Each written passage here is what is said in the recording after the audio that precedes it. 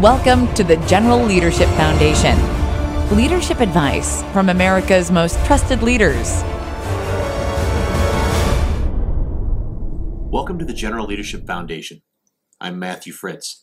Thank you for joining us for this 200-second soundbite. I'd like to share some thoughts about achieving success in your surroundings that a bit of Air Force history and lore has provided for us.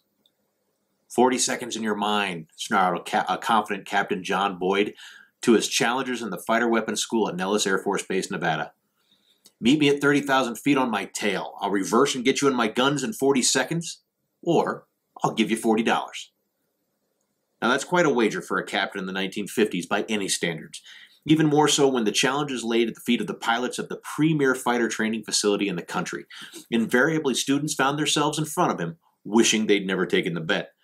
40-second Boyd, as he was called, had once again taught his pupil a valuable lesson in the art of employing his weapon system and the value of predictive behavior, a lesson he would later employ on a much grander scale. Fast forward 20 years later to Colonel John Boyd working at the Pentagon.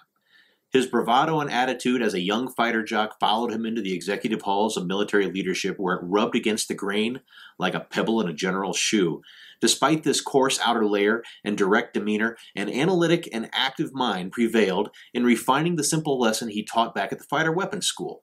The model he developed, which we call the OODA-Loop, for observe, orient, decide, and act, became the foundation for agile strategy used for success in environments from legal to business to war.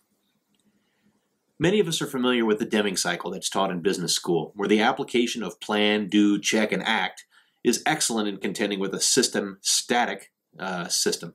Think playing catch and receiving a ball that's thrown to you.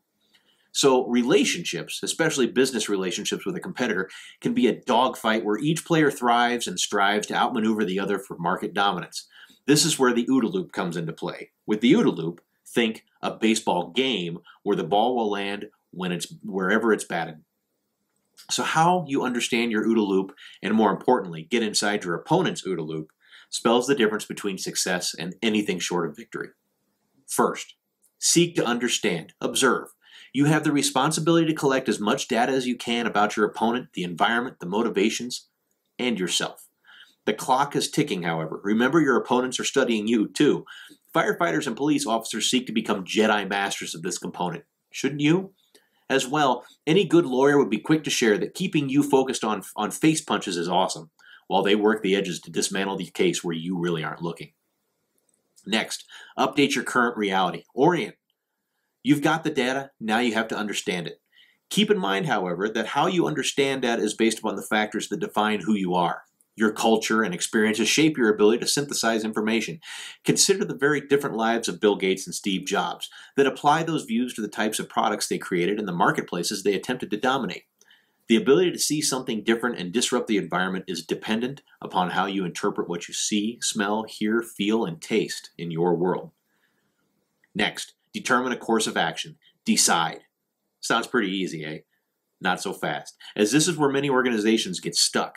The more cooks you have in your kitchen, the more you may be tempted to dwell in the orientation phase. Having a great idea is, well, great. Deciding on a course of action and acting on it, however, is greatness. Speed, as any fighter pilot will tell you, is life. Finally, do it. Act. Considering that an opponent is not just standing there and watching you nug out an answer to beating them at their own game, the faster you're able to complete this cycle and then re-engage to do it again over and over is what puts you on the Wheaties box. Complete the cycle poorly, and you can expect a poor outcome. Cycle continuously and rapidly, better than your opponent, and you will find yourself crowned king of the mountain. Operating inside your opponent's OODA-Loop, outmaneuvering, reacting quickly to their attempts to outmaneuver you, and confusing their attempts to adjust to your OODA-Loop can be your key to success in many venues. As for Colonel Boyd, his legacy was disputed, more due to his personality than his contribution.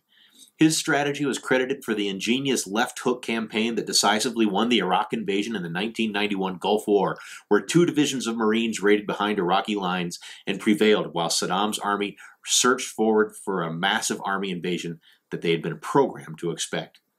The Air Force and Army gave John Boyd little credit due to his brash demeanor and challenge of authority. The Marines, however, erected a statue of him at the Marine Corps Research Center in Quantico, Virginia.